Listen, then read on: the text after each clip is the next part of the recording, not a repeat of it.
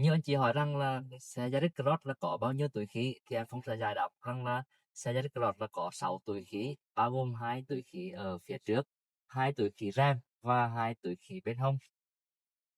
Và nhiều anh chị cũng đặt câu hỏi rằng là khi mà không thắt dây an toàn thì túi khí có bung không Phong ơi? Thì em Phong sẽ là giải thích cho anh chị rằng là khi mà chúng ta không thắt dây an toàn thì túi khí vẫn bung, vì hai cái hệ thống túi khí và dây an toàn hoạt động độc lập. Và khi nào thì túi khí sẽ bung thì có lực tác động đủ lớn và góc tiếp xúc đúng thì cái túi khí nó sẽ là bung lên để mà bảo vệ cái người ngồi ở trong xe.